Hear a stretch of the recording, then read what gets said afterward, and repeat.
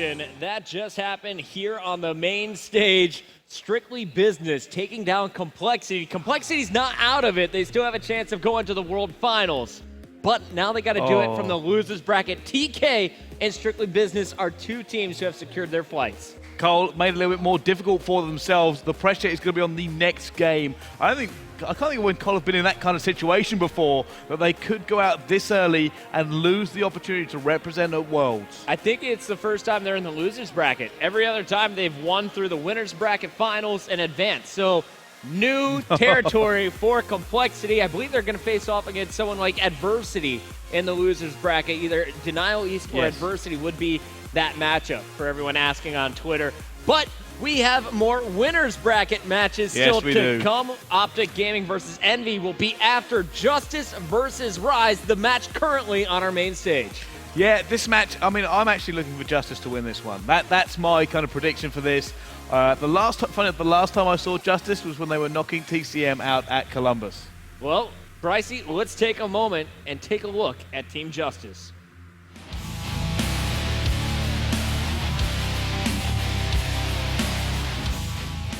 So here you go. That is Tipsy. Mr. Brown, just 21 years old, first broke out on the scene playing at Dallas. An amazing slayer. He's got the gun skill, and he gets hyped up when playing with this man. Longtime teammate Gucci. I love this guy back in Black Ops 2. He used to run the Ride Shield. Now he's all about that MTAR, and they're playing with the veteran Stainville. Tosh Magruder, 23 years old, has been playing since Call of Duty 4. And he is definitely a player to keep an eye on. But really the X factor on this team, the pickup from the former Team Caliber lineup, Neslo, brings so much hype, energy, and above everything else, competitiveness. He hates losing more than anyone I've talked to in this venue. He will get the team pumped up, and he's also the playmaker to look out for. Yeah, you're going to see such intense focus on this guy's face. And you know what, the emotions that will come through as well. He will be trying to pump his team up so much. So they get ahead. This guy is going to tell them so, and he's just going to continue to put that pressure on. And he's confident, so confident coming into this match. Going up against Rise, I don't think he feels there's any way they're going to drop a game. Justus sneaks into this tournament with the 6th seed. How did they get that? They've been crushing in the online tournaments. They've been doing well in the 2K and 5K series. And they're actually doing pretty darn solid in our MLG COD League. So Justus is a squad to look out for, man. Yeah, like I said, I think this is the team that should take this. For me, they are such a good team. I mean, that's really, the organization's really just come up very, very quickly. Oh, yeah. Caused a few upsets. And for me, this should be their game. I'm going to go 3-0, actually. I'm a little confident. That's how confident I am in this team. Now, we're talking a little bit about Justus and the Columbus run that they made. I believe they fell in the open bracket, so they didn't even get into the winners bracket in the championship area. Instead, they made a run through the losers all the way to a 3rd place tie. They knocked out Juggernaut after Juggernaut, but now they're finding themselves in a more familiar scenario, going up against a 14 seed. Can Rise take them out here? It's a difficult game for Rise. We've said just before how good Justus are. And like I said, the pressure as well. You've got to remember that these teams have already played, they've already lost. They're now sitting there going, this is difficult. It's going to be so prevalent in their mind just what they're playing for, and to fall at this hurdle, how much it will crush them. It's going to be a tough road for Rise, but man, they've already taken out Cursed Las Vegas. They've gotten over the hurdle. They've proved all of the casters and everyone who's filling out brackets for this tournament wrong. Here's a look at the squad. On the far left, he is the player to watch, in my opinion. Wheats dropped 14 kills in that final search and destroy going up against Cursed Las Vegas. Next to him, a former Strictly Business player, Fears, will be doing the AR role for this squad. Pac-Man, Jonathan Tucker, 23 years old. He is a former national champion way back in the day of competitive Call of Duty. And they're playing with Looney from Venice, California. The California boys going up with the New Jersey man in Fears. It's a squad that doesn't get the credit they deserve. I actually called them to get 3-0'd in their first matchup against Cursed Las Vegas. Who wouldn't? It's Cursed Las Vegas they went up against. Both these teams, cursed killers, taking down in New York and Las Vegas, and now they're facing off against each other. Realistically, this was a game a lot of people didn't expect to see. No. Nobody would thought Rise would have come through. But then again, look at this whole tournament. It's anybody's game. You've got to turn up on the day to take the win, and it turns out different teams are doing it. Well, we've seen Looney and Pac-Man play online. We've seen the same from Fears and Wheat. This is my first opportunity to cast these guys live. So excited to see what Rise brings to the table. Are they stronger when it comes to the respawn game modes? Can they out-strategize Justus when it comes to search and destroy? Those are the really two biggest questions I have here, because you know Neslo and Gucci have been going over these strats prepping for this event. Justus admittedly have got to be sitting there thinking, these guys just took out Las Vegas. They've got that's going to play on their minds. And we're sitting there going, not only are we playing for our spot in the World Champs, we win this, we get through, but they're going to be going, these guys just took down an absolute monster of a team. Well, the matchup is coming up in just a few minutes. You see Fears making sure the team is all on the same page. What is going to be our first map of the game? Well, I believe it's going to be Domination Octane these two teams are going to face off on. And like I said, it's really going to be going down to war. They know what they're playing for. This is going to be a big game for them. Both teams just want to secure that spot. They don't want to go the hard way. They don't want to drop into the losers bracket. They just want to secure it now, get it out of the way, and they can, relax a little bit, at least mentally. Well, it looks like we're going to do a quick restart on this first game mode, but as always, we're going to do a best-of-5 series. You're going to see 2 dominations, 2 search and destroys, and a single blitz game type. Kicking it off with domination in game number 1. That is the momentum starter. We saw how Strictly Business took game 1 off of Cole. They fell early in game 2, but that momentum, once you get it going, it is so hard to stop. I'm going with the prediction here. Okay. Justus has the higher seed. This is a tournament of upsets. Okay. I think I got to go with Pac-Man and the Rise Boys. Wheats is going to carry them through Search and Destroy again. I'm hoping it goes to Game 5. You know what? It wouldn't surprise me at all. In a tournament with this many good games, you wouldn't expect to see anything else but a game number 5 between these two. This is a blind prediction, as I mentioned, as I've never cast Rise. But I'm hoping for a 5-game series. If you could go either way as a UK caster who tunes in late night to watch these guys stream, how confident are you in this Justus squad? Very confident. Like I said, the last time I sat there and directly watched them play, like I stood right next to them when they took out my home team, TCM. And that was incredibly close, but they showed some real skill all over the park. Slightly changed roster now. But I think they are such an incredible team, they should go the distance. So we're actually going to be different on this one. I like it. All right, I'm going Rise. How many Rise fans we got out there? How many Justus fans we got out there? We got the Big Snacks and Strictly Business cheering for these boys as well. So some guys out in the crowd, they're wearing the Optic jerseys, the 12-year-olds who are loving Call of Duty matches here. They don't know who these two teams are, about to learn who they're all about. Yeah. I want to watch Wheats from the start. Is there any one player on your Justus lineup that you want to keep an eye on? I've always been a fan of Neslo, so I've got to keep an eye on him realistically. You know he's going to do big work.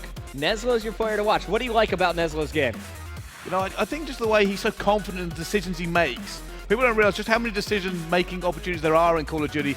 Unlike some other esports where, you can see a trajectory wind up for about 30 seconds, sometimes it's those split-second decisions that happen every second that can make the difference, and the best players get them right so often. Well, Clayster's kind of the shot caller now in Optic Gaming.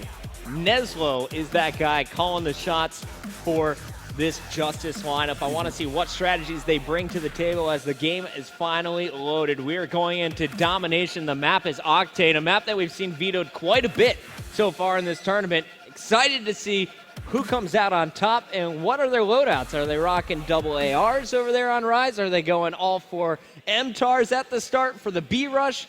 What kind of strategies are going to be employed?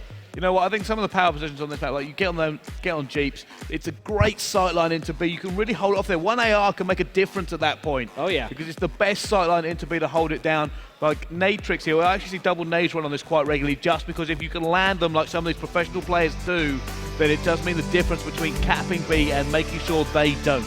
So here we go, domination. If you don't know how it's played, 2 5-minute rounds. We're going to switch sides at the half, adding up the scores between both rounds. The team with the most points will take the game. You earn 1 point for every 5 seconds control of a flag. So if you're controlling 3 flags, you can score up some serious points. At the start, we're getting on board with Wheats, and he is going to be the first one into the action. All of his teammates going to be going the long flank. Wheats is going to charge the opposite direction, charging this motel right off the break. Oh, he's managed to get the first kill as well. It does go down, though. Now, both teams will probably just be trying to keep each other off B for the minute, try to get the advantage, get numbers in there first, because I said pushing B early can really wreck against the other team if they can do it. But at the moment, now on board with Looney, he looks like he might actually go for the split. If he gets this off, it's going to force TK to actually just come back. Yeah, Justus is going to have to make some moves, and Wheats, the last man standing for the moment here on this Rise squad, is going to get the pick at B. That's a big one. Not only is it a kill for the kill column, but most importantly, stop the opponent from securing B control. Let's go over, though. It looks like Tipsy and Stainville are clearing the way. Tipsy 4-0, Stainville 3-1, and he is pulling out the Remington for this map. Let's see what Justus Stainville can do, as he does manage to pick up another kill, and now he's just trying to hold it down. You see quite a few AR players actually hold around this area simply because of the long sidelines. They can give the call if they need to, but also they'll just rely on that cover to hold it down. Now Tipsy trying to go around the back does get taken down as well. It does seem like Justus is starting off very strong here. Shots going down in the middle of the map as you see one player trying to take B. The grenade from Neslo should do the trick. It does. Tipsy trying to protect from the far left. He's got Stainville pinching from the middle, and Stain's got to get these kills. B was taking Rise, the first one to get this center of the map control. Yeah, Stainville going to go down as well, and it just looked like Gucci's trying to do some serious work here. Going to push forward with his team. He's going to try and does get taken down at the same time. And now it's Neslo who's going to try and get in this position. This is what I said about the Jeep. If he can get on here, he's going to have those sight lines that he can hold down B if he needs to. But his team aren't there. Picks up one. They're going to have to get numbers before they push into B. Neslo checking his back, making sure no one is right behind him on the flank. Going for the overextend, just going to try and contest C. And you see B is being contested by his teammates. So nice job here by this Justus squad to stop the bleeding. 29-28, actually a tie game now. And we're going to jump on board with Tipsy to see what he can do. He switched over to the MTAR.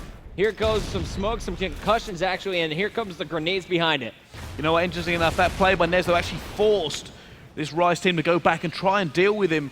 And it has meant they had an opportunity to get B, but they didn't manage to get Neslo trying to pick up some kills as well. He puts some shots, not able to get anything, tags them up. However, play being made for B by Team Rise. Can they try and get into this one?